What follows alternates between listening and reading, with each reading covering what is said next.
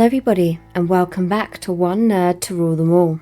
And in today's video, we unpack the question of why Gimli was allowed into Valinor, to the Undying lands and home of the Elves and immortal beings. So, we have a lot to unpack, so let's get into the video.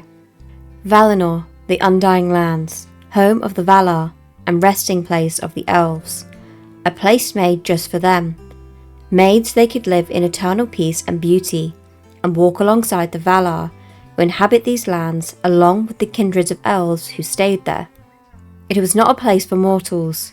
Men, dwarves and hobbits were made for Middle-earth, and a different afterlife awaited them, but the elves travelled to those lands. Some to fight the war against Morgoth, others led by Feanor, left on a quest to reclaim the Silmarils. After such war, some elves decided to return to the Undying lands, but others remained, believing they had unfinished business there in the lands of Middle-earth, and others feeling like Middle-earth was their true home. The Valar made an exception to their rule of only allowing elves to venture into these lands when they allowed the ringbearers to pass to the Undying lands, because of the immense burden they carried by holding the One Ring. But why was an exception made for Gimli? First, we need to address how the conflict between the two races began, to better understand how Legolas and Gimli's friendship started. The elves were the first and eldest children of the children of Ilúvatar. The dwarves were not considered as part of the children of Ilúvatar. They were created by Orlais the smith. However, Orlais did not have the divine power to grant independent life to any creation, and the dwarves were bound to his will. Ilúvatar came and reprimanded Orlais, who confessed his desire to create more living things, but in repentance lifted his hammer to destroy the dwarves. Even as the blow was about to land, the dwarves cowered and begged for mercy.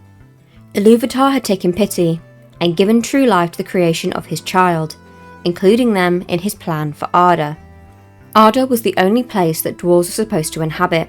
Once they pass, they are gathered by Mahal, their name for Orlais, in the part of the halls of Mandos set aside for them. After the end of the world and the last battle, they say they will aid Orlais in the rebuilding of Arda. In ancient Middle-earth, dwarves and elves actually got on fairly well for a time, largely maintaining a friendly coolness, but occasionally coming together and cooperating to a degree during the First Age. It was King Thingol of the Teleri Elves who first made genuine alliances with dwarves, and impressed by their abilities in construction and craftsmanship, commissioned them to build his capital city of Menegroth. Thingol and his dwarf allies also fought together against their mutual enemy, the Orcs, who were under the sway of Sauron's predecessor, Morgoth. This went on to change. As a prize for his daughter's hand in marriage, King Thingol demanded a Silmaril, a coveted elvish jewel, created by Feanor and one that was renowned throughout Middle-earth. Thingol went on to recruit the dwarfs of Belgost to create some pieces of elvish treasure into items of jewellery, the greatest of which is a necklace called the Nolgrimir, which King Thingol subsequently requests one of the Silmarils be set into. Having created such a stunning piece with such a rare wonder at the centre, the dwarven smiths claimed their creation as their own and refused to hand it over, causing Thingol to sour and insult the dwarves, deeming them an inferior race. Elves could be susceptible to pride, greed and jealousy, but so could dwarves. These words and the smith's greed sparked a battle within Thingol's capital, and only 2 dwarves survived the clash. After escaping, however, this duo incited others of their kind to war by recounting an exaggerated version of events.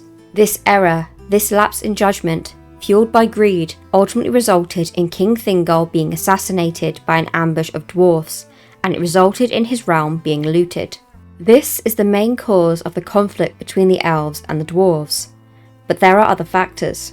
For instance, the elves are known to have a superiority complex about them. Being the first of the children of Ilúvatar and created by the Valar, this is something that they held over their heads of the dwarves, who were created by a lesser deity. The animosity can be seen again when the dwarves of Erebor were under siege by the dragon Smaug. They refused to offer aid to the refugees, mainly due to the long-standing distrust and animosity between the two races. This is also due to the elves' perception of the dwarves' greed for treasure. This is most noticeable when the dwarves journey through Mirkwood and are captured by Thranduil's forces.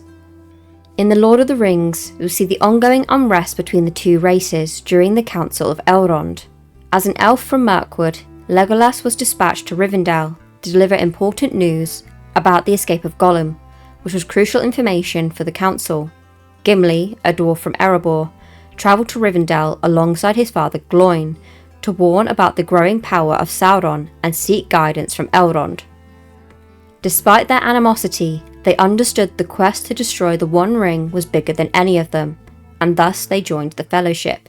At the beginning of the quest, we see dislike between Legolas, son of Thranduil, and the dwarf Gimli, son of Gloin. During their time with the Fellowship, they had to overcome their grudges towards each other. Instead, they began to bond over their shared experiences through their perilous journey, particularly in Moria and Lothlorien, where Gandalf encouraged them to set aside their differences and appreciate each other's strengths. Their friendship deepened through mutual respect and admiration for one another's skills and cultures, despite their contrasting backgrounds. It was because of this unusual formed friendship that Gimli was able to sail to the Undying Lands, but it was also due to his strong admiration and respect for the Lady Galadriel that he was allowed passage. Both Legolas and Galadriel vouched for him due to his bravery and loyalty during the War of the Ring, especially his strong connection to the Elves and his noble actions allowing him to be granted access to the Undying Lands. It can be implied that Galadriel held Gimli to such high esteem that this is why she gifted Gimli with his request of a few strands of her hair. For Gimli says, "There is nothing, Lady Galadriel," said Gimli, bowing low and stammering. "Nothing unless it might be, unless it is permitted to ask, nay, to name a single strand of your hair, which surpasses the gold of the earth, as the stars surpass the gems of the mine.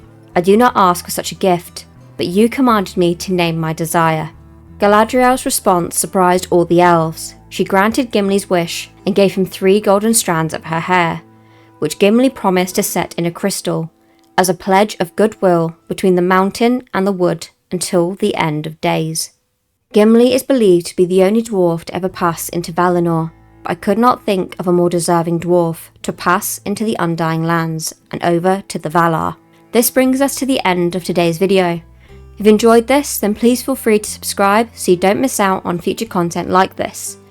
In the description down below, you'll find 2 links. First, to my partner Rothmer's channel. So if you enjoy MMOs and action RPGs, then might I recommend giving that a watch. The second link is to our joint channel called Nerdy Miniatures, where we cover all things Warhammer, so if that piques your interest, then feel free to check that out also. Anyway, that'll be it from me. Hope you guys have a wonderful day or night, wherever you are in the world. Bye for now.